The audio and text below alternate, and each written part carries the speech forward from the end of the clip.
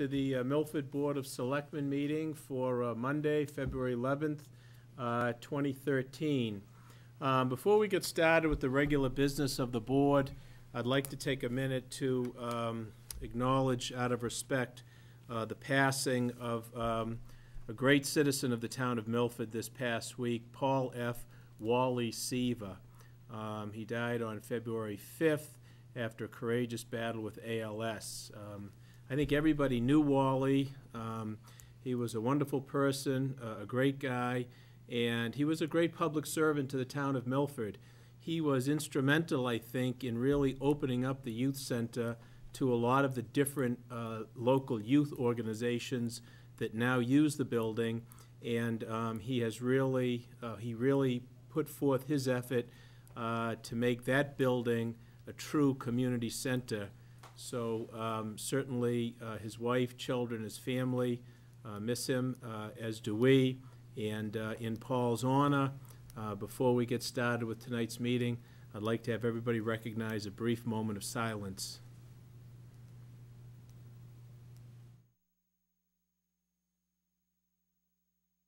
Thank you.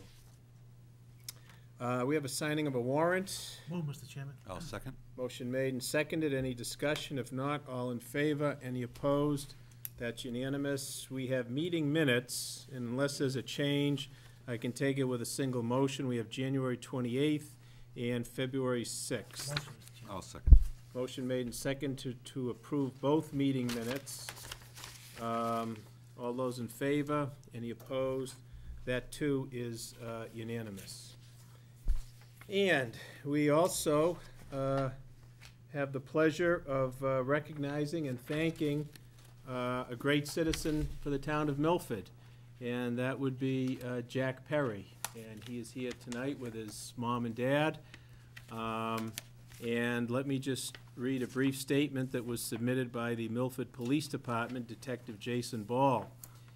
He indicated that he provides us with the enclosed report to attest the quick thinking, personal sacrifice, and humanitarian efforts that John Perry displayed on Monday, December 24th, 2012, while playing catch with his son Jack behind the Brookside Elementary School. His actions resulted in saving the life of a person who was not mentally stable and actively taking her life. Mr. Perry put his own personal safety at risk, interacting with the suicidal female, keeping her distracted while police responded. So that's a tremendous effort on both of you. You helped out somebody that really needed help, and that's the true mark of good, solid citizenship. So for that, we welcome you here and want to congratulate you and to recognize your selfless act. We have a citation for you that you can probably put up on your wall. You can throw things at it if you want, but you can put it up on your wall. And the town of Milford, Massachusetts, be it known that the Board of Selectmen offer their congratulations to Jack Perry. That's you, right? You're Jack, right? Okay, not the other guy, right? You're the Jack. Okay. In recognition of your swift, decisive, and heroic action on December 24th, 2012, which resulted in the prevention of a tragedy. On behalf of the people of Milford, the Selectmen extend their very best wishes and express the hope for future good fortune and continued success in all endeavors. Given this 11th day of February 2013, Brian W. Murray, Chairman, Dino DeBartolomeus, William Buckley, members. Congratulations, Jack. Come on up and shake our hands.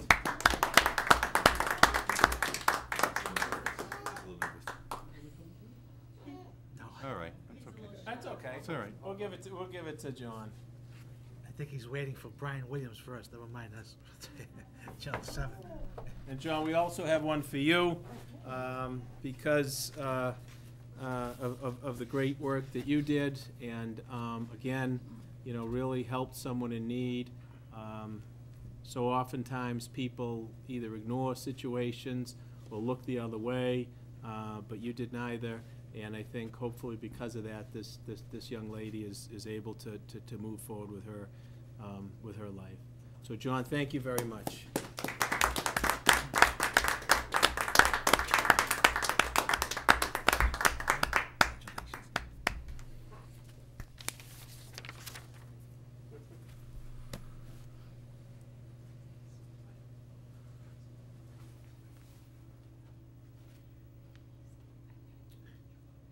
Good job. Good job. Is there anything you'd like to say? No? Okay. We just, John? we appreciate this gesture from the town. Just, right place, right time. He's a lucky one, so. Thank you. Good for you. Well, thank you. Well deserved. Thank you. All right, we're moving along with our agenda now. The next item that we have is citizen participation. Is there anyone in the audience that would like to address the board that's not otherwise scheduled for an appointment? Hearing nothing, we'll move on to our scheduled public hearings.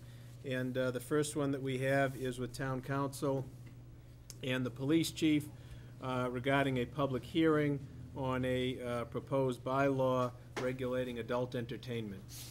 Jerry, Tom, Mr. Chairman, members. welcome.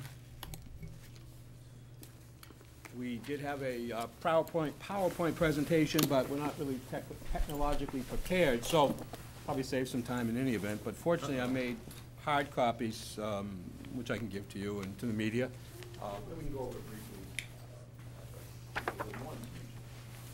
This, of course, has to do with the matter that I brought to you a couple of months ago, the possibility of the town enacting a bylaw. Jerry, save one for Gene.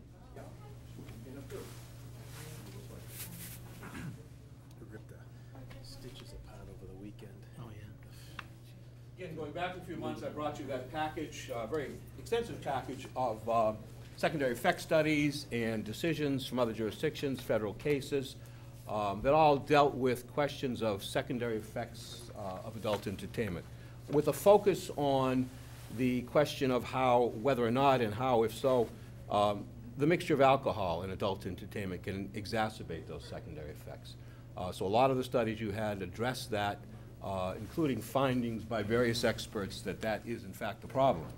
And as you know, we recently prevailed, it looks like fully prevailed through the Supreme Judicial Court on the litigation with Route 16 land development regarding adult entertainment down on Route 16. This is not directed towards that, but that case, together with a case that was decided in Menden a while ago, brought to our attention this issue of the mixture of alcohol and adult entertainment. In the Menden case in particular, a decision by Federal Judge Saylor, which upheld a Menden bylaw that actually forbade the mixture of alcohol and adult entertainment, forbade issuance of a license to an adult entertainment facility, or forbade that facility from serving alcohol during adult entertainment. And that surprised some municipal lawyers in the state, because there was a belief that under the state constitution that couldn't happen because of particular decisions of the Supreme Judicial Court. But Judge Saylor interpreted them a little bit differently, and he actually correctly, I think, indicated that those decisions really were fact-specific. And in those cases, there was no record behind the particular regulation at issue, no legislative record indicating a background or reasons or anything else. So the Supreme Judicial Court in those instances found them unconstitutional. Judge Saylor found in Menden's case that there was a good record behind it, and that under the circumstances he could hold that to be unconstitutional. So I talked to the chief about it. We did the research that we brought to you several months ago, which I'm sure you've had a chance to review. And what you have in front of you here is what would have been a PowerPoint presentation summarizing a lot of that, including the major cases that have been decided, indicating, actually making findings by significant decisions. Huh? I'm just reading, going through here. Well, Here. I don't think we need to go through it now. It might have been a benefit to the public. But as you can see in there, the cases and a lot of the secondary effects studies are summarized, I think, fairly well for you, instead of being the 500 pages you had before. It's fairly well done. And there's a lot of decisional law across the country finding valid similar kinds of ordinances, bylaws, or regulations that, as I proposed to you several months ago, that would forbid the mixing of alcohol and adult entertainment. So you have that, you know, and again, I gave you the text of it before. When we're done tonight, I want to give you the text of what would be the actual article that I think we should have in the warrant, with all the findings that we would want town meeting to make. But if you'd like, the chief also gave you a memo, which I think you already have, back in January, based upon his own findings, which are significant, and the chief perhaps should address that to you now. The memo that I sent to the board, just in summary, I looked at a number of the studies that were forwarded to the board and information that myself and Jerry had gathered. The various studies show that proximity of alcohol to an establishment, an adult entertainment establishment, exacerbates the crime risk in that area. They find a higher risk of crime in both Part 1, so that's the most serious crime, as well as Part 2 offenses. There was an increase in property crimes in those areas as well. These businesses, there's numerous studies that say they tend to have people that gravitate there come from a broad area, so they call it the catchment. One study, 583 vehicles that went in there, and there were 8 that were from that community. So the information through these studies shows that individuals travel, generally males, travel a great distance to go to these establishments. There's a kind of sense of anonymity. Where that plays a factor for law enforcement is people that are out to no good, bad people, they'll go and rob customers in those areas. The customers are reluctant to notify the police because they don't want to be tied to the particular establishment. So you just get this base of crime that continues and continues and continues, and it's difficult for us to abate it with law enforcement alone. One particular study I looked at indicated that they found that the owners of those businesses, as opposed to a restaurant in the area, the owners are less responsive to neighborhood problems because they don't feel a tie to the neighborhood because their customer base isn't from that particular neighborhood. So it decreases the informal social control of behavior and increases opportunistic crime. They also indicate in that one particular study that in smaller communities, as contrasted to an urban setting like Worcester or Boston, that these issues are greater. Clearly, if you have that type of activity taking place in or around an establishment, you're going to have a greater amount of fear on the part of the general public to travel in that area or to reside in that particular area. There was a study that found that there is a direct correlation between entertainers, the buying of expensive drinks, and prostitution. So they did a study, and they actually talked to the employees in those establishments, and they found that that link was significant as contrasted to other businesses. They also found drug violations. There was a study in Texas. They found drug violations are much higher in these establishments. And then lastly, a point I want to raise that you'll see in the memo that I sent to the board is, as I indicated, the secondary effects around these establishments, particularly they found establishments with alcohol have far greater need for police resources. The calls for services to those establishments. In fact, one study found that the number of calls at an adult entertainment establishment with liquor were double that of a restaurant right across the street.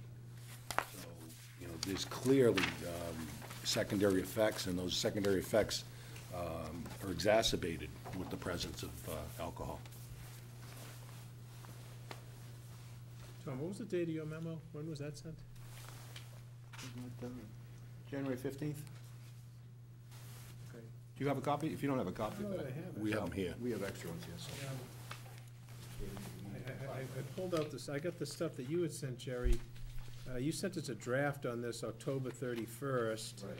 And then there was also the numerous studies back in November 19th. Here's the cheat. Here's the cheat. I don't know that I have that. Yeah, that's the one. That's the same, yeah.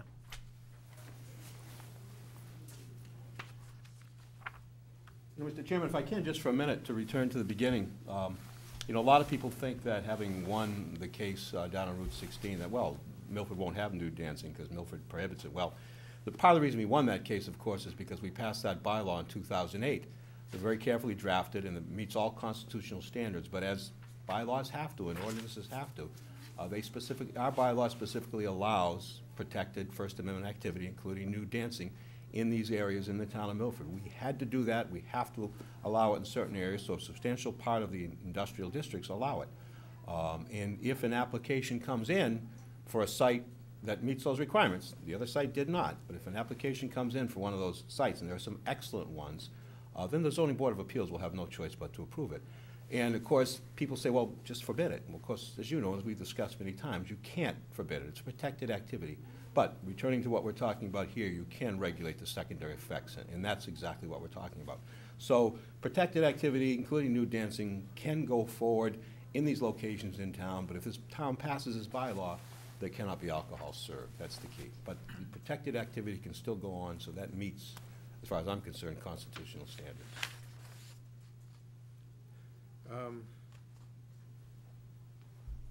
Jerry, what was the most, I'm looking at these cases here, and obviously they're all federal.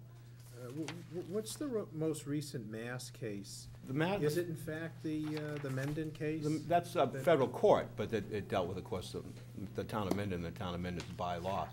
The major Massachusetts cases go back, I think, to the 80s, and the major one in this field is the Cabaret case, mid-78? Yeah, around that range. Is that the most, has anything come down the pike in Massachusetts since that, or is it all gone, it looks like it's all gone federal? Most of it's gone federal. Our case happened to go in Superior Court and then to the Appeals Court and Supreme Judicial Court. So our case is the last state court case in this particular field. Yeah.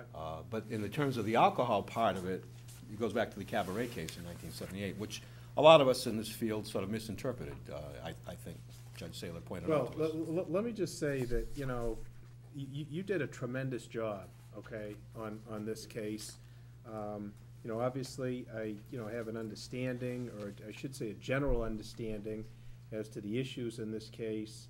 But, you know, to take on an attorney of the caliber that the petitioner had and to fight it through every level of the courts, as you did, with 100% success, is a tremendous tribute to your ability as a lawyer. And it was a great job. It should not be understated, the quality of work that you did on this case. Thank you. It's tremendous. You know, I remember when it, first came about, it was, prospects looked bleak, and a lot of people were, indicating we weren't gonna have success, but you hung with it. You did a tremendous amount of research, a tremendous amount of work, and you ultimately achieved success for the town. So it's a great accomplishment, and not a lot of towns have the ability to do that, but with the in-house town council, essentially this didn't cost the town of Milford anything other than your salary and what the printing costs may have been. About $1,000. So, tremendous accomplishment. Whether it's me or somebody else, in-house, this is a good example of where it serves. You might have hired a law firm from out of town that might have been quite, imminent, but I had the particular knowledge of the community, and I was able to work with the boards, including your board and the planning board and others, in a preventative way that allowed us to win. And so it wasn't just, okay, here's a case, take it and go try it. This was almost 15 years of preparation for the 96 bylaw through the 2008 bylaw. So being inside gave, whether it's me or somebody else, gave me a perspective that hiring an outside firm just wouldn't have. And that's part of what we're here today, is that same perspective. I'm trying to be, in this case, proactive, so that we can really control and govern this activity if it ever should come to Milford. Absolutely. Yeah, with that, let me turn it over to the board. Dean? Yeah, no question, Mr. Chairman, as you've stated, what both of you have done, it's really a credit, the work that was put in. I know we talked numerous times, and you were leery, you were scared that maybe it could not go out. Gave it a 50-50. And so came out to the right 50. The preparation, the work, working together, and also I think we're very fortunate, as Brian said, Jerry, the legal skills that you have, and also the police chief, who's also an attorney. So I think between the both of you, I think it's added knowledge, added passion, and where to get the information to go forward. So, all this is being done to protect the character of the town, to protect the neighborhood residents. And also, Chief, as you've said, The alcohol, that's a nice caveat. You take away the alcohol, you know, that's where the money is. So, somebody could open up a place, but without the alcohol, I don't know about that. So, if the board votes for our Jerry and we bring it to the annual town meeting, In the we hands should of be town all set. meeting, yeah, reasonable people can disagree, and there'll be a good debate on town meeting floor, I would expect. Well, I don't know if there many people will disagree, because I think it goes even a step further. It protects it protects the town, it protects what we're trying to do here, and it's, once again, it can't be said enough times, you know, we appreciate the work that both of you have done, going back 4 or 5 years, so, great job. Bill? Thank you, Mr. Chairman.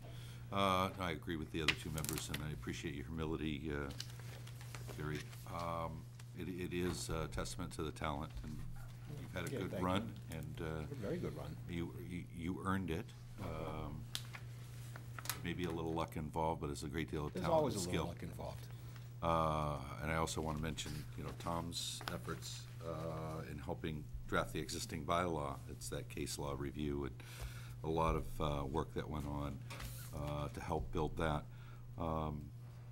The only question I had, Jerry, is there anything in this that we have to make sure we address BYOB establishments, that type of thing? That is in here, yeah. We have the state statute, we adopted the state statute on BYOB, so you cannot bring, for instance, we have restaurants in town that do not have liquor licenses. Right. You cannot BYOB.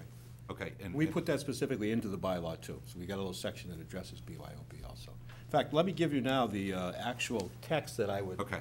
ask that you adopt. It's a little more complex than what I gave you before. Okay. That language is still there, but there's all this introductory language, including the findings that you really need to make to have a proper legislative record in case it's ever challenged. So if you and then the town meeting make these findings, I think you'll have a bylaw that could get through the Attorney General's office and stand up to any challenge. So this is, again, the text of the full article. The bylaw itself really comes in the back, that section 15. After all the introductory language, the statement of the purpose of the bylaw, of course, the findings and rationale with reference to the significant cases, and again, a listing of all of the secondary effect studies that you've had before you and that you've all studied or reviewed, right on through, findings made that the town would be making if town meeting approves it, in terms of secondary effects, into on the third page, the actual text of the bylaw, which again has a subsection specifically prohibiting BYOB.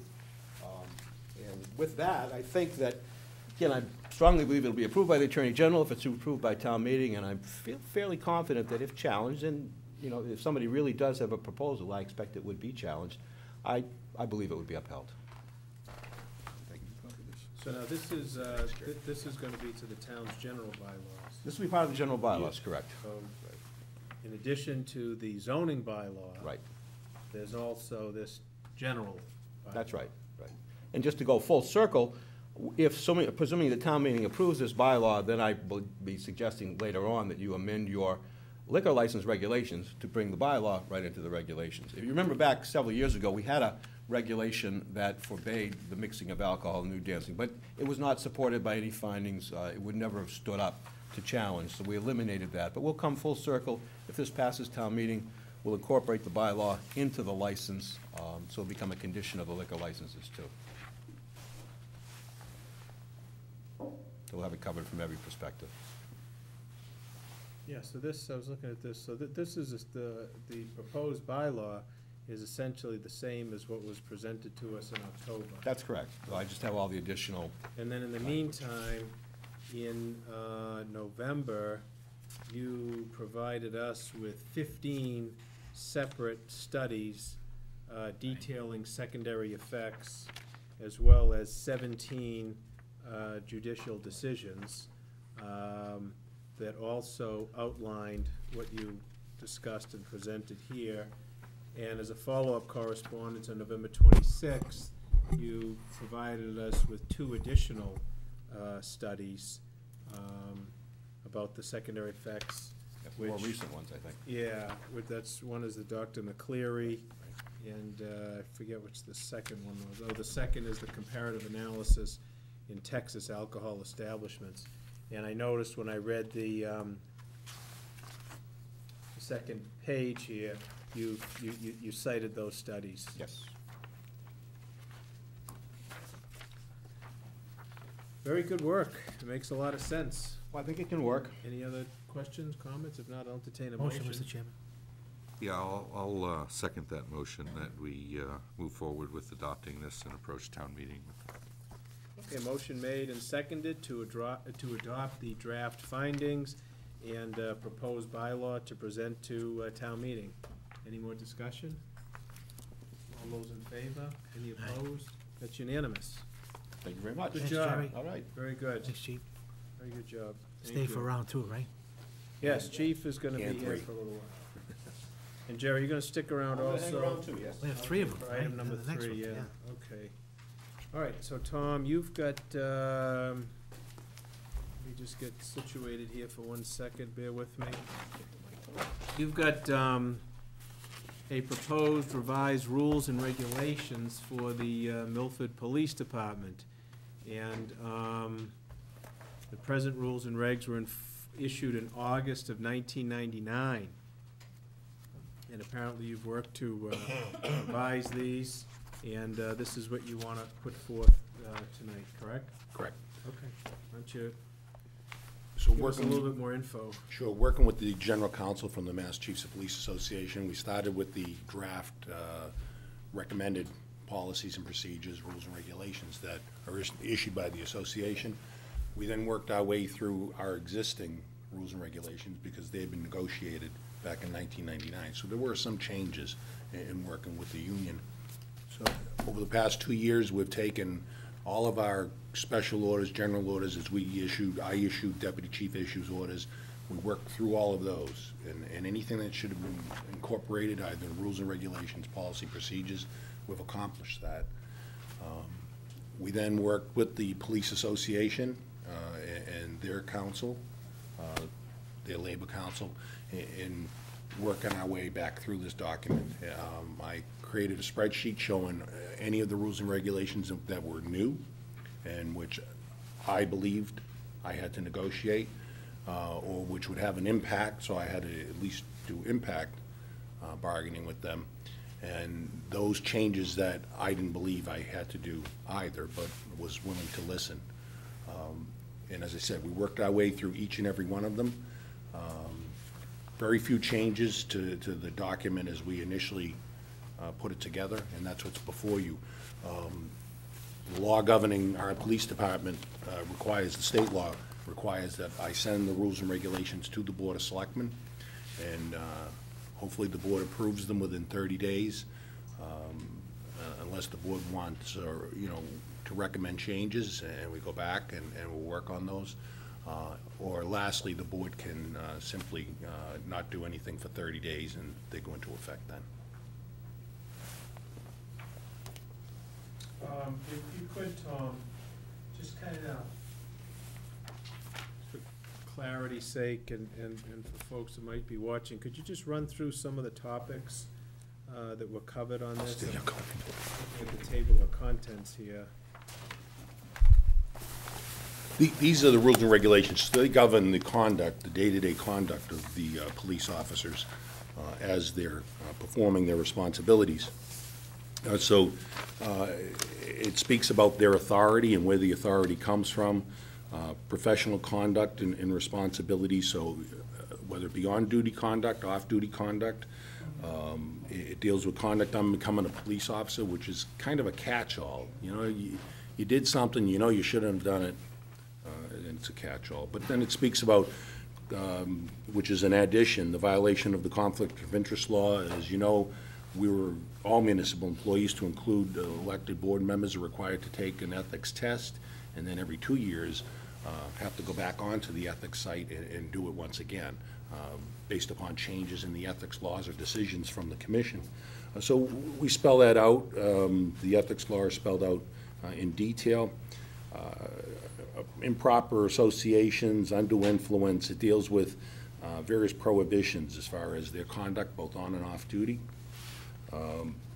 Abuse of their position, involvement in political activities, gifts and gratuities. Again, it reverts back to the ethics laws as well.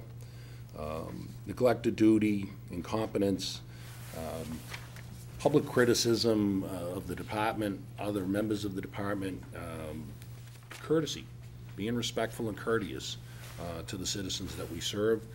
Their obligation to produce identification to people, as long as it's safe to do so, the law requires it, so we put it in here as a rule.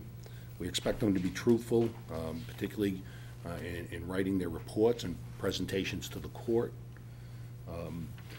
You have to deal with the whole issue of issuance of orders. If an order is unlawful, the officer can decline following it. Conflicts of orders. I tell the officer to do something, and now someone tells them to do something different. What should they do? So this spells out for the officers what their responsibility is, as well as the other supervisor. So if I tell them to do something, a sergeant's overriding me, as long as the sergeant appreciates what I ask them to do. Because if the sergeant's there, you know, as whatever's taking place, you know, overriding my order may be appropriate to the circumstances. But the officer has obligations as well as them. We deal with uniforms and, you know, whether or not they can wear earrings and tattoos and the rest. So you deal with their appearance, their professional appearance as well. Their attention to duty, just general requirements as far as them providing us home address, telephone numbers, what their obligation is to make sure the department has up-to-date information. Their personal responsibilities, for instance, and this is clearly personal and off-duty, but to pay payment of their debts and legal liabilities.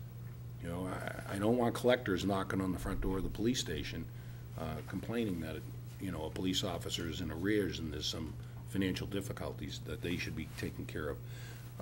Department equipment and property, the caring for it, the upkeep of it, ensuring that it's not damaged. Things do occur, you know, vehicle accidents, things of that kind, they have an obligation to report. As I mentioned, filing reports, fitness for duty, when they have to tell me things, for instance, medical conditions that may disable them from performing their duties. If an officer, for instance, gets hurt off duty, and the doctor prescribes, you know, a painkiller. Well, we don't want that officer driving our vehicle, and we clearly don't want that officer carrying our gun or performing police services. So there's rules and regulations that spell out what their obligation is to bring those matters to my attention so that we can make a judgment that's in not only their best interest, but the community and the department itself. Great. And obviously this gets disseminated to the offices. Right. And Correct. They'll sign for it hard copy. We're going to post it on our computer system. So each one of them, as they come on, they sign on password, and their page comes up. There'll be an icon there with the rules and regulations. We're going to give each one of them a CD with the rules and regulations on it as well. And if they want the hard copy, we'll print off a hard copy and give them that as well. when I was looking this over, I was trying to find under section 8, 8.0, there's 3 items. It says error on the personnel orders, memoranda, and rules, and I went over here, and was it just a table of contents? That's right. It was we added some, information, and as a result, when it was pushed, the computer said, you're fooling me because I don't know what to put up in the table of contents. So we've corrected that. Okay, yeah, that was because I went to the sections, and I know it didn't match up with a couple of the items. They do now. Good. Yeah, no, thank you for raising that. We went back and fixed it. Yeah. Dean? Yeah, thanks, Brian. Chief, I know the management studies that we've had in the past always talked about this, and I think you've done a very superb job of putting everything together. Because I think theoretically, if an officer were to follow this, I think that would, when his or her career is over, they'd have a pretty good career, because I think everything is covered. And I realize here they have to sign it and all that. Chief, one of the things that the management studies also talked about was whenever a document like this would be adopted, the officer would sign along with the chief. And then you probably do it presently, but periodically, it'd probably be a good idea to maybe just remind the officers or have a training on some of the elements in here. So it's not something they sign and just put it aside and forget about it. But, no, I mean, everything you said, conduct, writing tickets,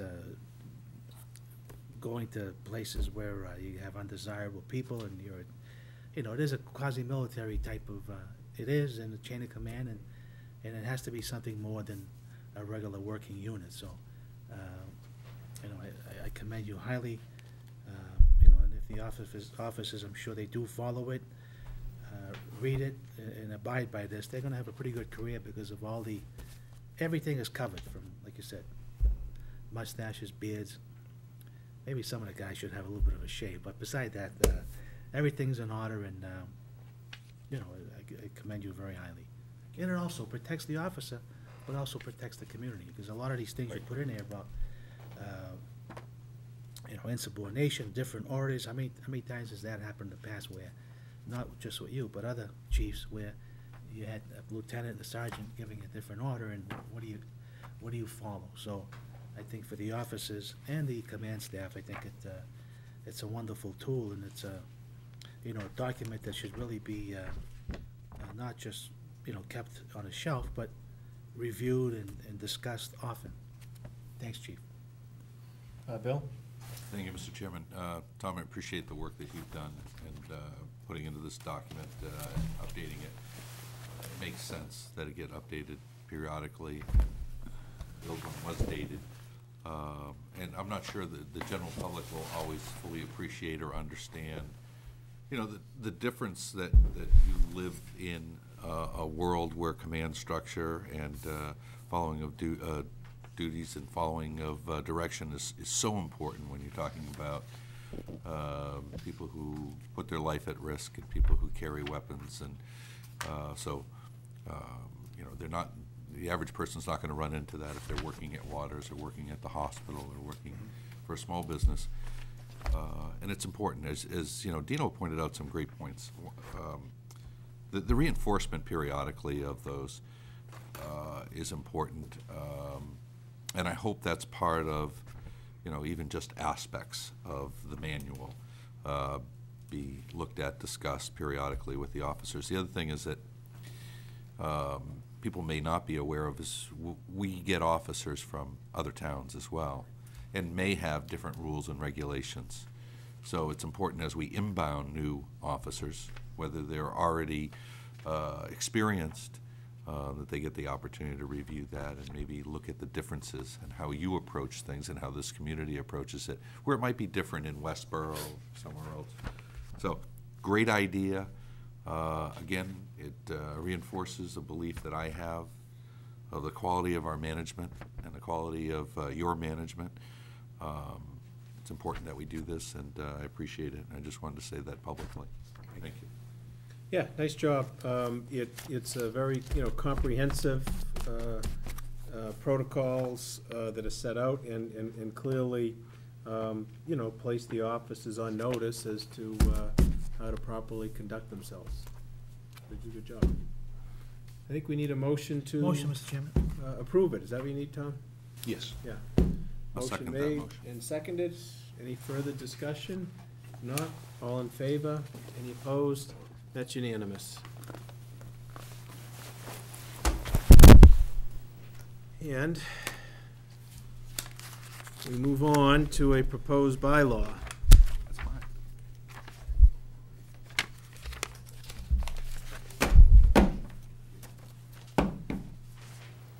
You've got a proposed bylaw that you are putting forth to restrict sex offenders within the town of Milford. So, Tom, why don't you summarize for us what we have here? As you know, sex offenders are classified by the state. The Sex Offender Registry Board at the state level, pursuant to the general law, there's 3 levels. Level 3 are those individuals that the risk of reoffense is high and the degree of dangerousness posed to the public is such that a substantial public safety interest is served by actually disseminating their information. So we post them in the schools, we post them at the library, here at Town Hall we send them out so that the public can see who those individuals are, where they're either living or working in this community, so that they can then guide their family in dealing with those individuals. Level 2 are just slightly below that. Their risk to reoffend, the state statute says, is moderate, and the degree of dangerousness posed to the public, however, is such that a public safety interest says make their information available.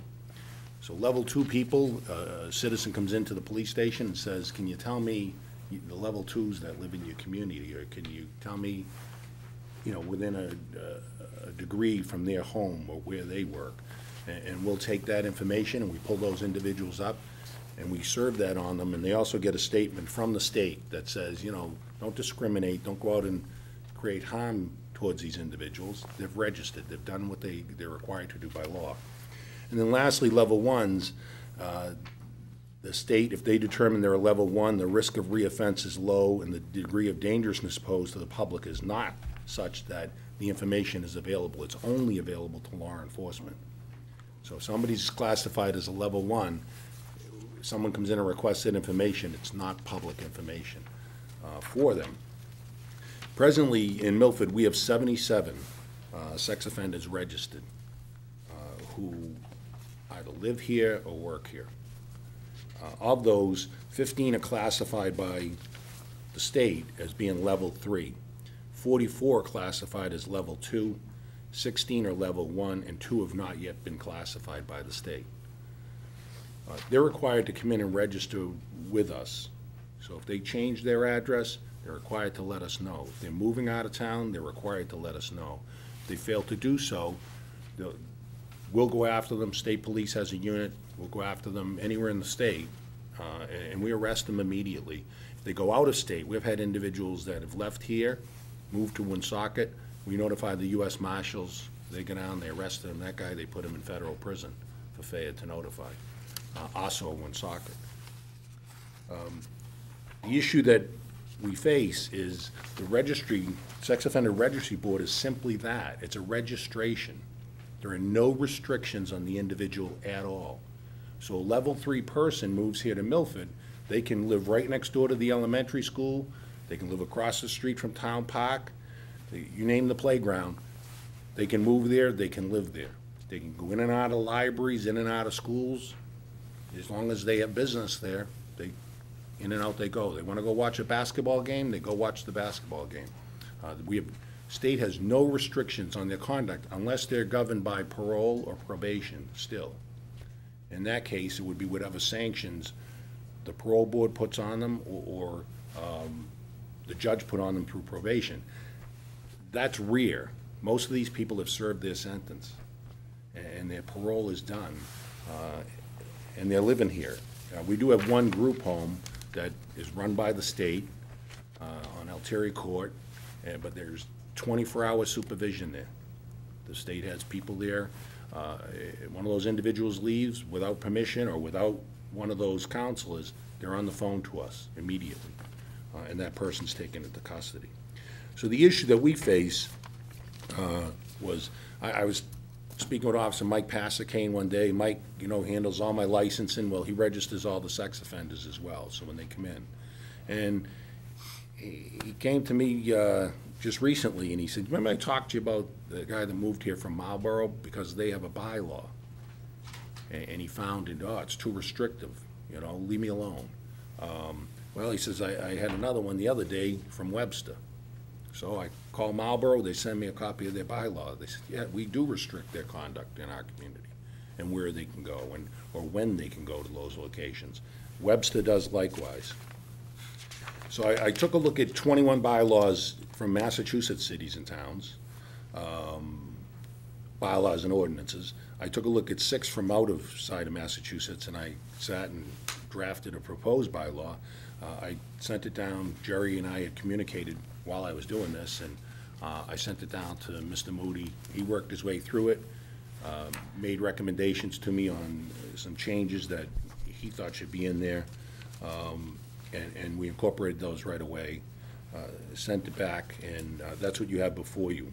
So what does this bylaw do? This bylaw restricts level 3, those who are most likely to reoffend and who are most dangerous, and level 2, those who are just a step below that. And it prohibits them from establishing a residence, permanent or temporary, within 500 feet of any school, daycare center, or facility, a park or other recreational facility, elderly housing facility, facility for people with an intellectual disability, or the library. And the definitions are in there of what those facilities, how they're defined in the bylaw.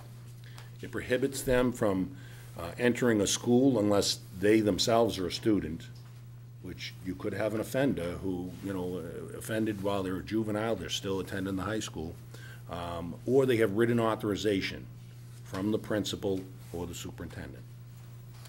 A daycare center, again, unless, and we put in there, unless, what it actually is if they have a student there, daycare, they can bring their child to daycare, or they have written authorization. Elderly housing facility, they have to get authorization from the manager. Likewise, facility for people with intellectual disabilities.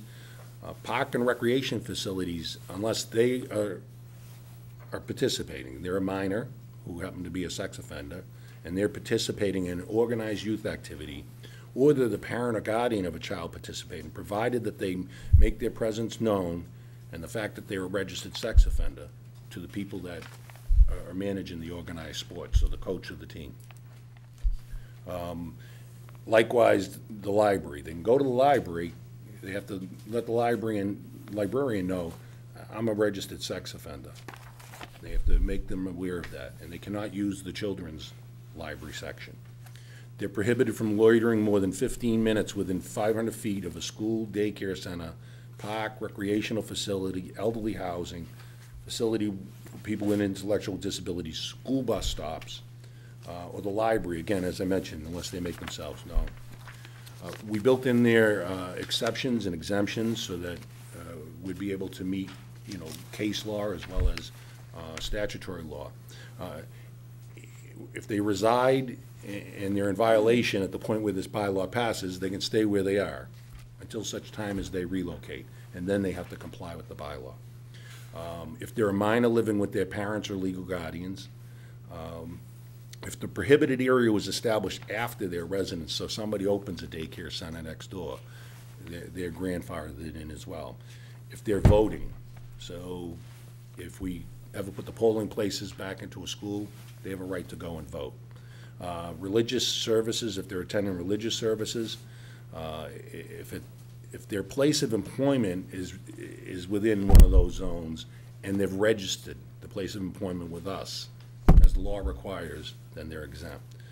We had to put in there if they're in a lockup facility, so that if somebody opens a daycare next to the police station, we can still bring them there if we happen to arrest them.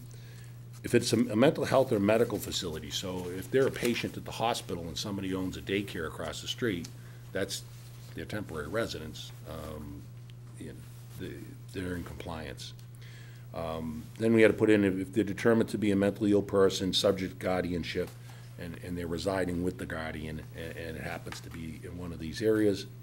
I mentioned the group residence, which is licensed by the Commonwealth and has 24-hour supervision. The last two things I want to raise with the board, there's a provision in there, which I found in a number, that places on, if you're selling them the house or you're the landlord, that it's unlawful to let, lease, rent, or cause a conveyance of the real property to the sex offender, to a known sex offender. So it puts a burden on both sides of the equation, so that we don't end up in that situation where someone, they sign a lease, and now the landlord says, hey, they signed a lease for a year. Not my problem if they're in violation, even though I knew they were a sex offender. No, it doesn't work that way. And then it has. What if the person did? What if the landlord didn't know? If they didn't know, then it's right. You're based on knowledge. What's their knowledge? I mean, what landlord wants someone living there now that's going to be in violation of the bylaw? Because we'll charge the sex offender then, and the fine is $300 for each violation. Yeah. So yeah, I don't know a landlord that wants to attract that kind of attention every single day.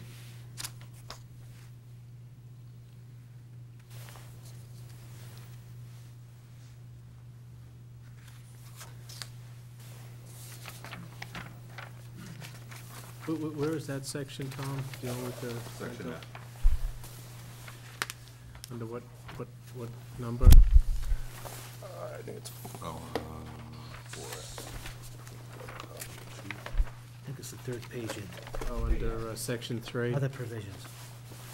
Let- Section 3. Let lease, Three rent, of or convey to a sex offender. And I found that in a number of the other bylaws.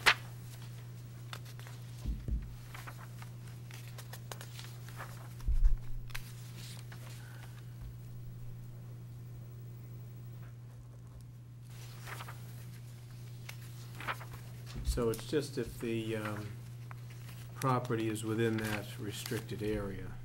Correct. I mean, I think Dean brings up a good question, so with the landlord, I mean, is the landlord obligated to do a check on every prospective tenant as to whether or not they're a sex offender? with this bylaw, I read that. I don't know what you're. In my experience is they do a query check on them. All landlords do? No, I couldn't say all landlords, but there are a number of landlords that do query checks on real estate agents that are acting on behalf of landlords. They do query checks on people. I mean, this is information that's readily available to them. That's So- only Massachusetts, Corey, right? It's only Massachusetts offenders? Yeah, that's what they run, right. But you can get sex offenders, you can get level 3s. You can From Rhode Google- Island, 12 miles away. You can Google it and it'll bring up all the states that contribute, and you can pull that level 3s right off your computer. Level 2s, there are a number of them on there, but simply stop at the police station, we'll give you the whole list. So then I guess the burden is being put on property owners to, number one, realize that they're within the restricted zone, and then number two, to know that they're gonna be prohibited from either selling or renting to a sex offender. And number three, even Or even selling. be aware that they are gonna be prohibited. Is So it- so I guess the question is, how do we get public notice of that out? I mean, we're just gonna rely upon our meeting and the press?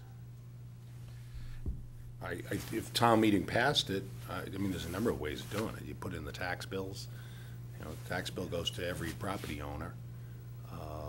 That's what I was thinking about, Chief. Board of Health does inspections on rental properties.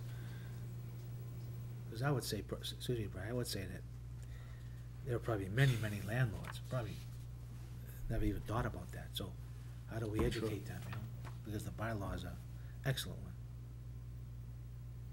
Okay. Anything else, Chief? I'll turn it over to the board for was questions. it. Thank Yeah, Dean? Yeah, thanks, Frank.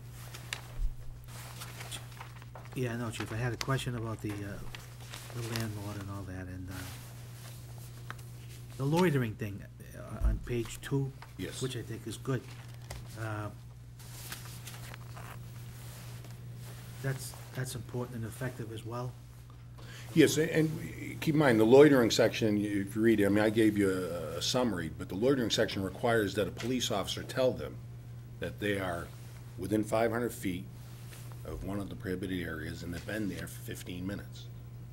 And they can either remove themselves or they're in violation. Okay. Chief, on page, section 1, findings and intent, D, registered sex offenders pose a clear threat to children, the elderly, and people with an intellectual disability. Can we put in a physical disability as well? Because in the Springfield area, about a month ago, there were 2 children in wheelchairs, and they were abused. The only difficulty with that is we haven't restricted them from that type of environment, a facility, for instance. What do you think, Jerry? So we're talking about putting in something that would prohibit. Well, if we have an intellectual Near a disability, facility. physical disability, a person, a child who can't ambulate or in a wheelchair, I mean, I think, it does happen. I mean, to Sure. talk about Can't preying speak, on those can't kids. call out. Yeah. Right. We can take a look at it. Yeah, let's take a look at it. Make some changes if we can. Okay. I mean, the findings, as you know, we just finished with adult entertainment, so findings and intent are important as far as establishing the bylaw and having it work its way through the Attorney General for Yeah. approval. But if we can put that in, You're not talking about not just changing the findings, but actually putting something in there Yes. substantively that Yes. also prohibits 500 feet of a right, facility or something. Yeah, I see what you're saying. yeah. Yep. And the other thing, Chief, is, you mentioned there were 77 individuals, right? Yes. What's the probability that a sex offender is in Milford but hasn't registered? Do you think there are some? We'll lock them up. As soon as we find out they're here, and people call, we go and lock them up. Has to be 2 years ago, it was an Illinois lieutenant that called us and said, guy, he's working on Sumner Street in your town. Told us the business. So very low probability. We go down and lock them up. There's no discussion, no second chances. You're in violation, you know you are. They go. Same as if they relocate from here, as I said. We find that they've moved and gone to another community without notifying us and notifying that community, we'll go work with them to find them and lock them up. If it's outside of the state, as I said, we've gone to Woonsocket with U.S. Marshals. Okay, that's all, Brian, thank you. Bill? Chief, there's no doubt that we can do more and should do more to protect children and citizens of the community with such, what I would call, high risk. And people have a demonstrated ability to offend in this way. The piece of it that Dino brought up is one that I have the greater concern about, because it's a fluid thing, right, where the prohibitions begin and end. It's measured feet. And so if somebody opens a daycare down the street, that would preclude me from selling a house to somebody. It puts a burden on us, the seller, that now I want to place the burden on the offender. It's really where and if it's missing a word called knowingly, right? If it's just knowingly convey, then maybe that's the difference. Because I don't want to penalize a seller for somebody else's past actions they may not be aware of, or the most recent daycare facility that opened up, licensed daycare, which might have 4 or 5 children in a private home, and then have that person selling the home somehow penalized. So when we get into language that talks about it being unlawful to sell a home, there's no language in here that looks like an out. And again, we're talking about a paragraph in what is a much broader document and important and needed. This So one, I think, is the chief has it set up so that it's almost a strict liability for the landlord or the landowner. And I don't want to speak for the chief in this instance, but that's so that the onus is on that person who has the wherewithal to find out. And otherwise, in these settings, similar situations, you always, well, I didn't know. When you get an I didn't know, it's tough to prosecute. from the seller. From the seller, from the landlord, as the case may be, yeah. So, oh, well, I didn't. But the intent of this bylaw is not to prosecute landowners No, for selling. But to make but not to prosecute them, but to make them so almost our agents in helping enforce the law, making sure they know that if it's strict liability, then I better check. I better take it seriously. If it's not strict liability, I might not take it so seriously. I don't mean to speak for the chief. No, they have an interest beyond just selling their house. The other interest is their neighbors that they're gonna be leaving behind. Yeah. And, so it's information that's at their fingertips. So it's, do your due diligence. You're gonna make sure the person can get the loan to buy the house, right? So do your due diligence and make sure, I appreciate what you're saying, but even the listing of daycare centers, the obligation is on us, the police department, to gather that listing every October. So we have from the day school opens to, I believe it says the 15th of October, to get a list of all school bus stops, to get a list of all daycare centers, all facilities that treat people, as spelled out in here, a listing of all of the parks, the library address, et cetera, et cetera. So all of the things that they're prohibited from either living around or going to, we're obligated to produce that list every year. And provide it to them. Yeah. I guess this is still a piece So if the daycare center opens after you're entering into the contractual agreement to sell the home, then they're grandfathered. It says that in there. It didn't exist at the time that they were conveying the property or purchasing the property, whichever at that point. Right, and I don't want to get into the minutia of the detail, because I'm afraid to take away from the intent of the bylaw in total with that paragraph. That paragraph I still struggle with, and I'm troubled by. And that's fair. Listen, I knew you would, you know, and reasonably so. If the board is uncomfortable with that one section, please, you know, it's not an all. Maybe we can work, maybe it's work clearly out not all or nothing for me, language that- you know, so You if, just put in the word knowing, you've essentially done it. Yeah, that's what I was hoping for out of the discussion. And there's still obligation to people that are selling, even with that language there. Okay. Yeah, no, good work. Again, Yeah. I don't want to take away no, not at all. the No, body of the document. It's a paragraph, but we're into the details, and that's what we discussed, details. No, I right? appreciate, listen, I appreciate the conversation, and I Yes. truly appreciate, you know, as far as the discussion around, you know, a comfort level, you know, that, are we being as fair as we can be to everyone? Right, and that's the goal. I'm good. Right, that's the I'm goal. okay with that. Okay. You all set, yeah? Yes, I am. Yeah, I mean, I found the bylaw very well written. Yeah. Okay, you know, because I had a couple of questions, and as I proceeded through it, you know, they clarified themselves, you know, the measurements, you know, how we're gonna measure that 500 feet and all those usual little details that sometimes seem to fall by the wayside. And obviously, I understand the intent. How many sex offenders have we had move into the community in the last, I don't know, 2 years, 3 years, 5 years? I mean, are we getting this influx of registered offenders? It came, I mean, as I said, it came to my attention just simply 2 separate discussions with Mike Pasicane, in which he said, geez, you know, this is the second time. Remember I told you about this sex offender that moved here because that bylaw is too restrictive on me, you know, I can't. Well, I know, go he here. told you about So- 2, so what time span was that? 1 year, 2 years? That's within the past year. Okay, so how many have we had come into the community? I don't have the number that Okay. came in the past year, Brian. Because, I mean, it's a very well-written bylaw. I mean, I want to be convinced that in fact we need it.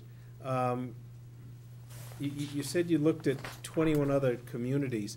How many cities and towns in Massachusetts have such a bylaw? I found those 21. You know, I sent out a message through the Mass Chiefs and asked any chief, could you send me a copy Yeah, of your yeah, bylaw? yeah. Naturally, you know, some will send them to you, others will, No, I understand. Just Didn't mean I to, just- but. Yeah, I okay. just didn't know if there was a clearinghouse, a way to research. I mean, there's, you know, 351 cities and towns, so, you know, I don't know if this is the norm or not. I mean, obviously, it's a very serious issue, but, I mean, I think about, you know, some episodes that, you know, that I was involved with on these things, and it's tough to distinguish, you know, the sex offender registry, but I mean, you know, there are situations where underage kids will have relations, and for whatever reason, something will happen, and you know, someone could get classified as sex offender as a result of something that was entirely consensual, but for whatever reason, changed when the parents got involved and that sort of thing. And that's not the kind of predator that you really think about when you hear this sex offender. There are situations where, you know, people have relations and there's charges, and then they get married and they stay together and they have children and they live together as a family. But that still doesn't take the offender onus off the person. So, you know, to me, these blanket bylaws, while certainly well-intentioned and obviously targeted at the vast majority of predators, also scoops up some of these other people that I think for a variety of circumstances get placed into that category. And that, you know, that I think is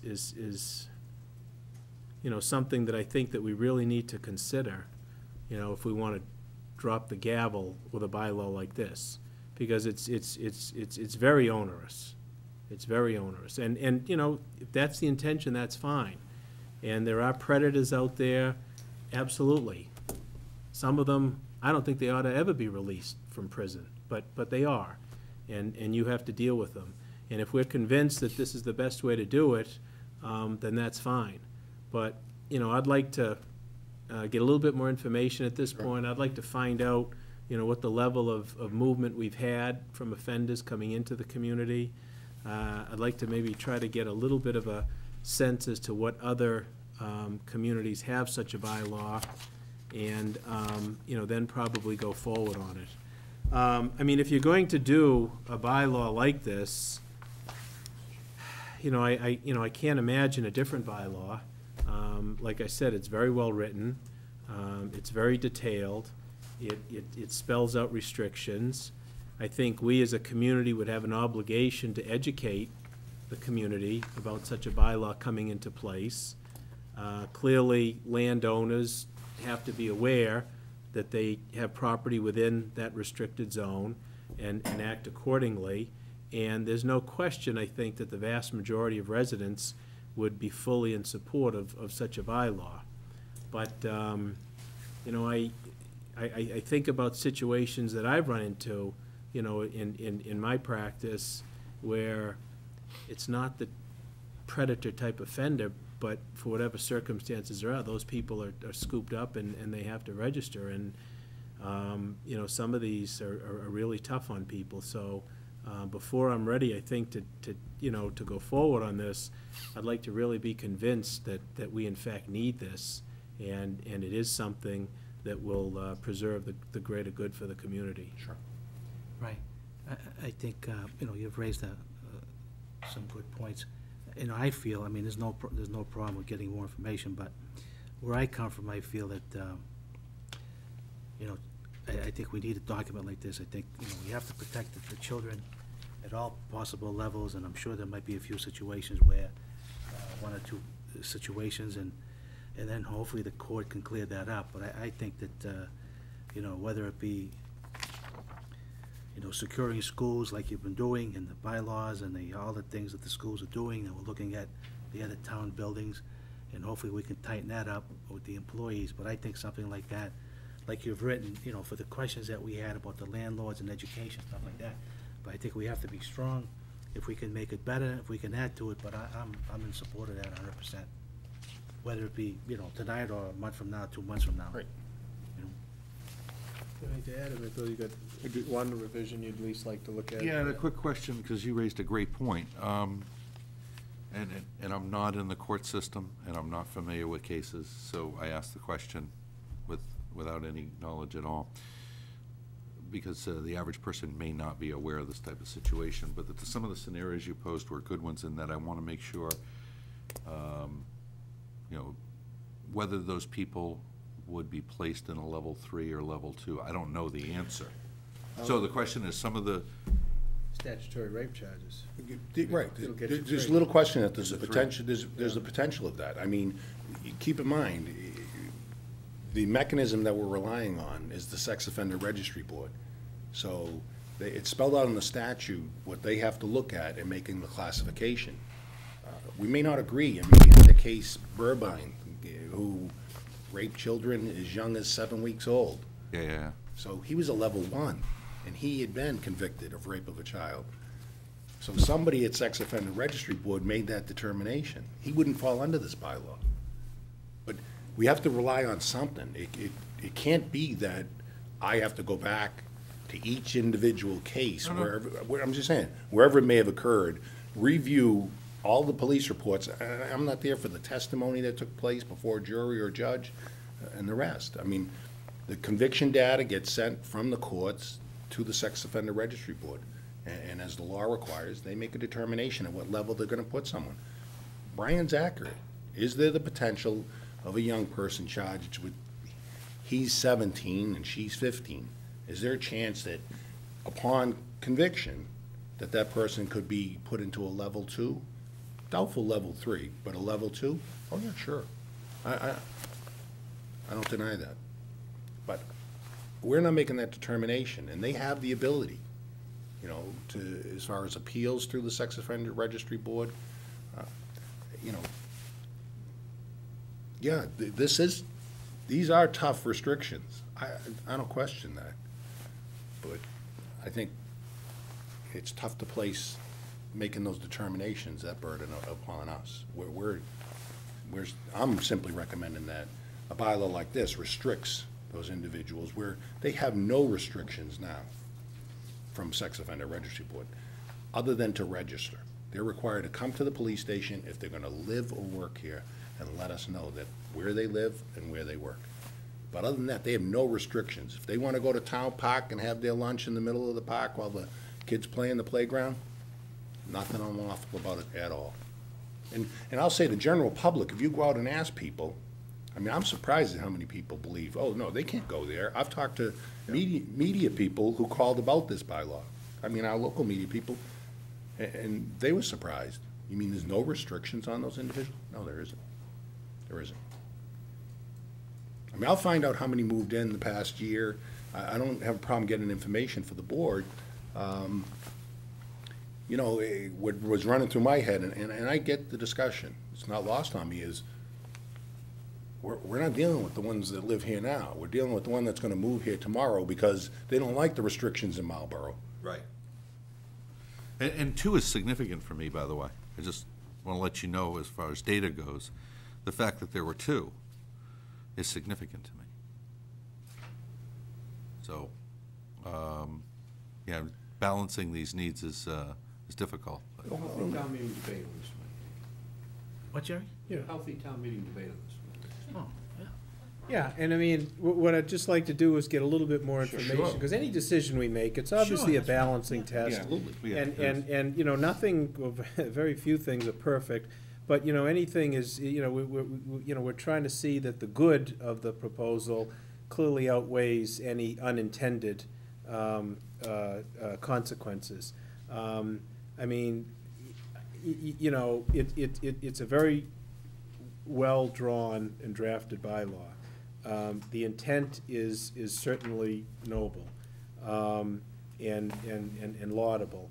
I think that I'd like to get a little bit more information as to the numbers that we've got coming into the community, what other communities are out there, and let's put it on for another agenda item.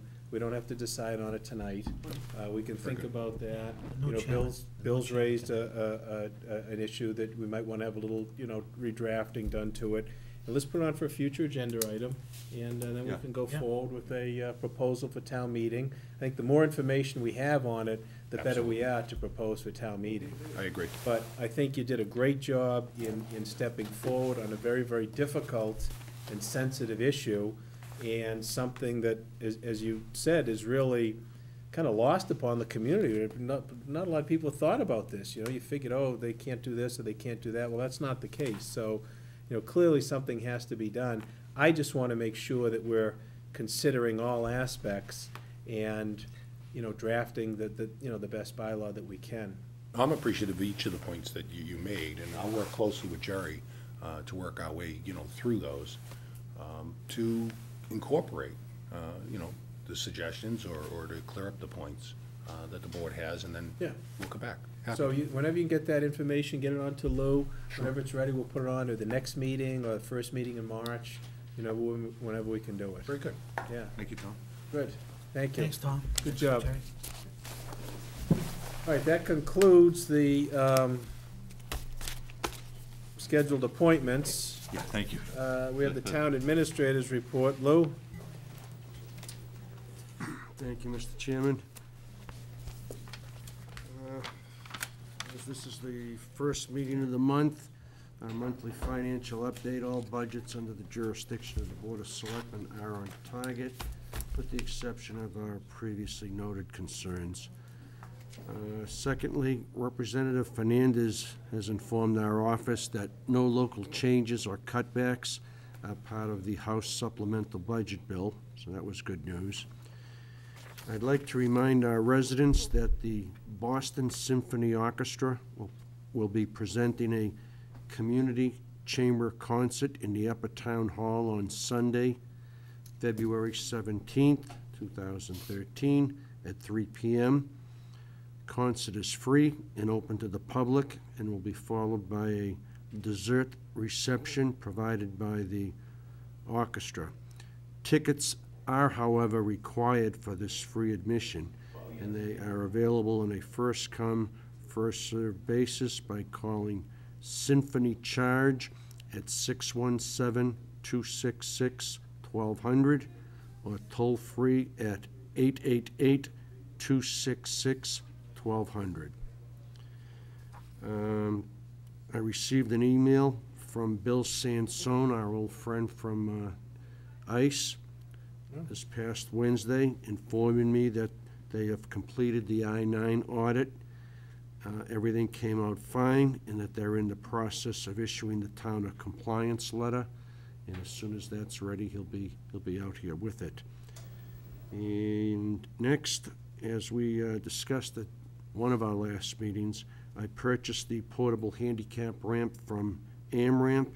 It was delivered this past Thursday. We are storing it at the police station, and included in the purchase price was a setup arrangement. And we were going to set it up Thursday, but it was rather chilly up there on Thursday, so we postponed it. So first time we use it in the upcoming year, which will be Memorial Day, they will come out beforehand and meet with our folks and set it up for us.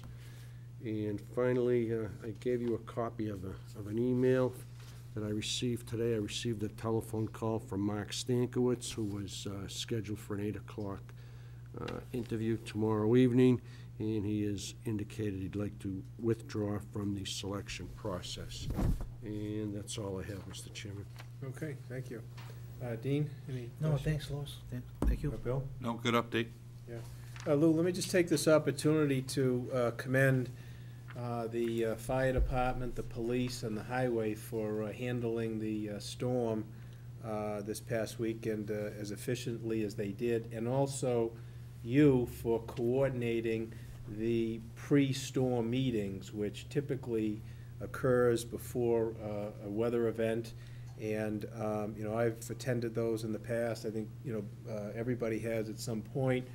I think it's a key reason as to why Milford fared better than some other communities. You've got a coordinated effort of all of the public safety officials.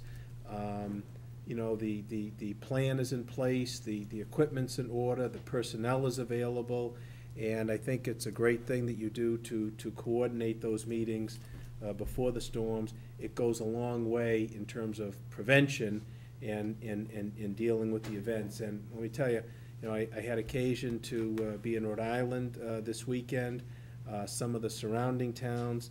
My daughter called from Connecticut, and I think Milford did really well compared to what else was out there. You know, there were roads that were not touched down in Rhode Island, in Connecticut, and, you know, I know school was canceled today, but I think that was more of a precautionary safety because of the intersections. I think the roadways were really cleared very, very effectively. So I want to commend you and the other town officials and all of the workers that I think did a great job on this storm. Thank you. And as you know, we have a superb group, and it's nice working with the police, the fire chief, the highway surveyor, and the others. We just naturally hop onto it, and I think we are very lucky. The roads were superb, I thought. So thank you. Yeah. And thank you to them. Let's move on. We don't have any old business listed. Do you have any, Dean? No, Mr. Chairman, no. Bill? No old business, Okay. Mr. Chairman. Under new business, it's that time again. Annual town meeting is rolling around, and the proposal is May 20th, 2013, and you've got the warrant being opened until when, Lou? March 21st. Okay. Motion, Mr. Chairman. Second. Motion made and seconded. All in favor? Any opposed? That's unanimous to adopt that schedule. We have an application from the Milford Youth Center for a one-day wine and beer license, March 16th, 2013, for a St. Patrick's Day fundraiser. Move, Mr. Chairman. Second. Motion made and seconded. All in favor? Any opposed? That's unanimous. Lou, it looks like you got the bids in for the HVAC contractor. Yes, Go over that a little bit. trying to clear up another one. Our contract ends June 30th. We had a 3-year contract, as you recall, with an option for 2 additional years, which we exercised. E&E has been with us probably heading towards 15 years. They were the only bidder. I think people are staying away. They know how happy we are with them. I would recommend that you award the contract to E&E Systems. They've worked out fabulously for us, and we added another building this year. We added the Armory in addition to the every other building that we have, and that includes them all with the exception of the school department. And obviously, we went out to bid, local bid advertising the Daily News on January 7th, Central Register the same day, open bids with Michael Santor on January 31st, and this would be effective July 1 of this year. You got any questions, Dean? Want a motion, Mr. Chairman? I'll make a motion. Sure. Motion made to approve. Second. And you're recommending, so it's what, a 3-year? 3-year contract, and the town retains the right to go an extra 1 year at a time. There are 2 1-year options, but only at the town's option. Which is what we did under the last contract, correct? Because Yes. I pulled out the last bid sheet, and so we're into the 5th year of that one that we awarded in '08, and it looks like the price at that point was $99,816. So I guess that's what we're budgeting this year, and this is slightly up, but you've indicated that we've added the youth center, Yes. which is no significant, No. no insignificant addition. They were a little leery of that, but Yeah. we talked them into it. So I think that's a tremendous contract proposal. And there was one other thing that I thought was significant to point out, which I think, the town is doing. Now, you made reference to the ICE certification on the I-9 processing through the town. Well, that's fine, but I think what's even more significant is the steps that this community's taken to ensure that contractors that we do business also comply with that process, and the verification of the immigration status of all workers, and the certification that they are not going to use any undocumented workers in connection with the performance of the work. So I think that's a very important specification that you've put into the contract, and hopefully that'll set the example for other businesses and other towns going forward. So with that, motion made and seconded. Yeah, I'd like to follow up on your comment, Mr. Yeah. Chairman. It's important, I'm glad you picked that up, Brian, because, we could have implemented this and signed on to the ICE program and not carried it forward in our contracts, and people would have seen examples of that in a lot of different ways. This puts bite into it, as Brian said, but by way of example, what I'm wondering, Louis, is if you could issue out to departments and those people who are contracting, working with even the school department, to give them an example and give them this example, the language and the verbiage that you provided in this contract, to show what we're doing with the department heads and also the school department, to let them be aware. Because there's example, and if they wanted to research it, they'd find it. But providing it is just a better example, I think, and I'm glad that the chairman brought that up. Is that all right? I'd be happy to do that. Thank you, thank you. Okay. Okay, I'll I'll set. I think I second. did it, but I'll do it again. I'd be happy to. I think you did as well, but now here's a concrete example of, No problem. thank you.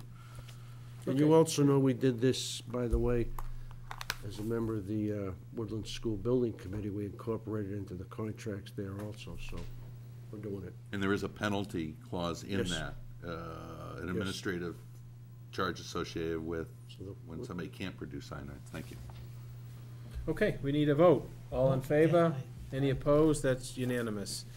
We have correspondence from the police chief recommending the Personnel Board create the title of student officer.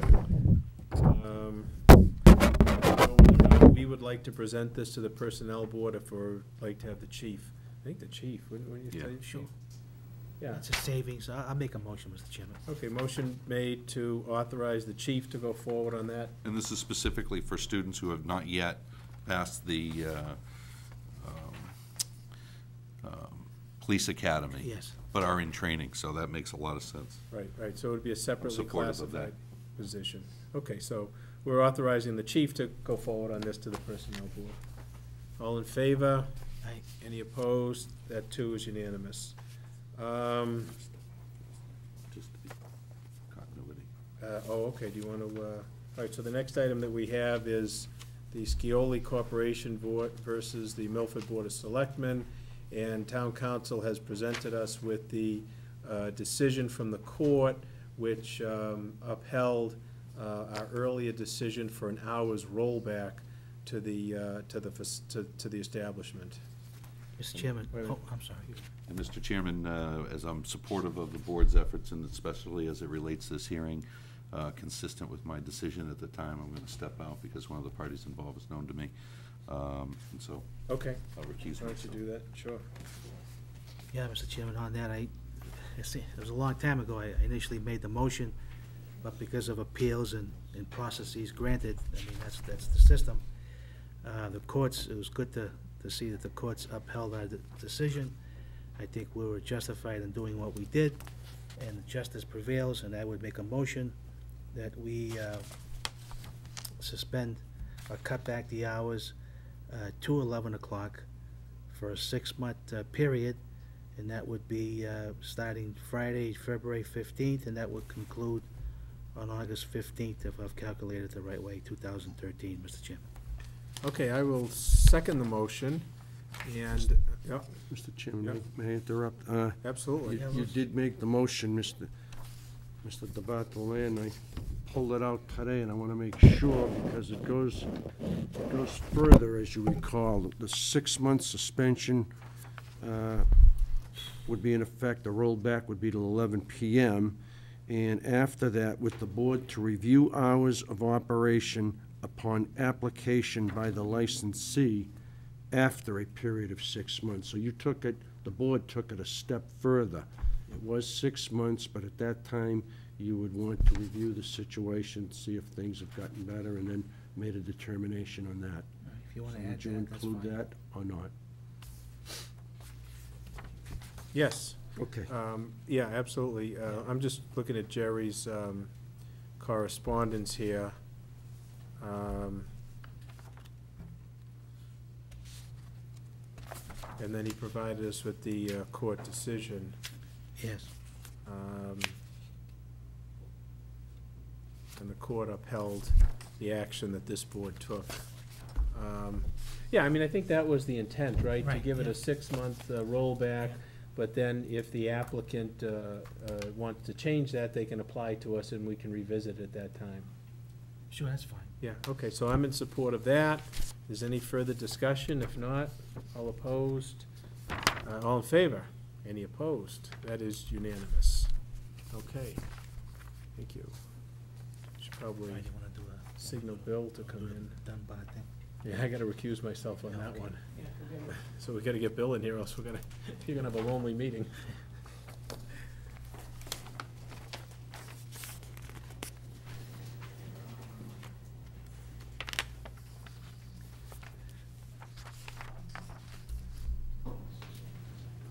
Okay. The next item that we have is correspondence from the Milford Parks Department requesting permission to dispose of a pickup truck in the upcoming police department auction. The truck would like to enter into the auction as a 1990 Ford pickup truck. Motion, Mr. Chairman. Second. If they get any money for that thing, Good. it'll be an absolute miracle. Okay. That's unanimous. This item here, Louis, if you could take this, and I'm going to abstain from this as I represent Dunbar's Inc. Yes, Mr. Chairman. Gentlemen, we have a letter from Martha Dunbar, who's had a Class II license in town for so many years, I can't even remember.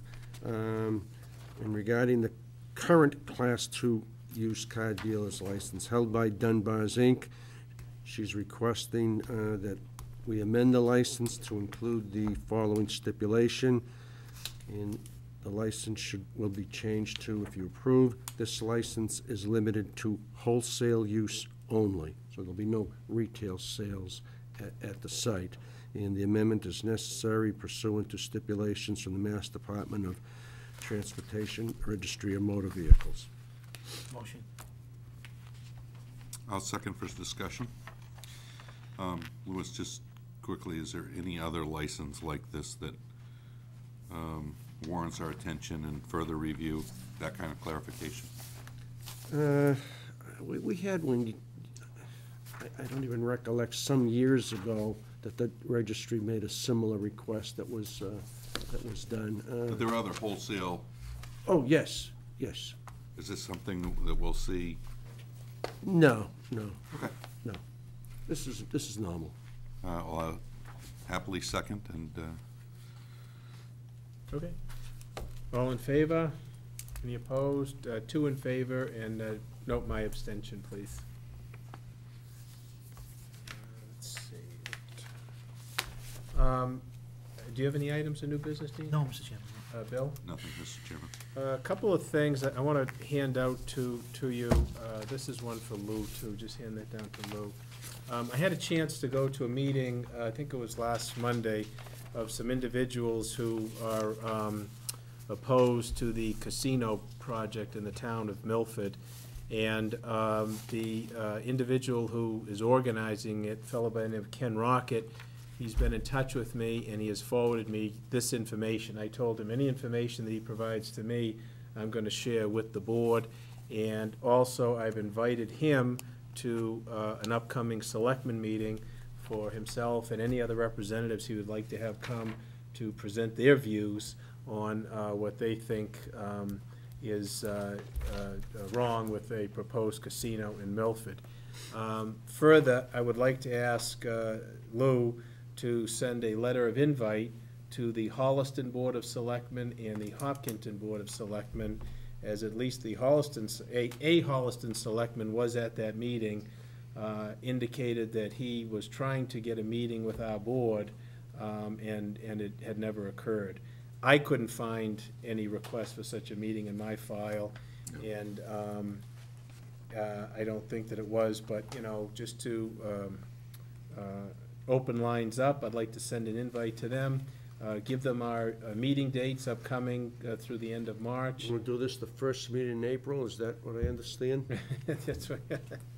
I would give them our upcoming meeting dates through the end of March, and whatever day fits their schedule, they'll be more than welcome to come before us. Okay, we have correspondence from Sue Clark from the Community Development Office indicating that they're relocating from 89 Main Street to the Highway Building. This move will save money that is currently being paid in rent and will enhance the operation of the department. The Highway Surveyor, Scott Crisafulli, has been invaluable to this office, and they work together on many projects. So this looks like a good move that makes a lot of sense. Yeah, no question. Other items of correspondence, Lou mentioned what we got from Mr. Stankiewicz Received correspondence from Capital Improvement Committee indicating that they're continuing to do their work. Also from Infinity and Verizon, and a status on the license payment or agreements from the tax collector's office. So, is there any other comment or anything you'd like to talk about on the No. correspondence? Nothing else, Mr. Chairman. Okay, we have an executive session this evening for two things: to discuss security in the Milford Public Buildings and Facilities, and also to meet with town council to discuss issues of litigation. Is there a motion? Motion made. Second. And seconded. Roll call vote. Aye. Dean? Bill? I vote affirmative. I too vote in the affirmative. Thank you. Good night. We will not be returning to open session.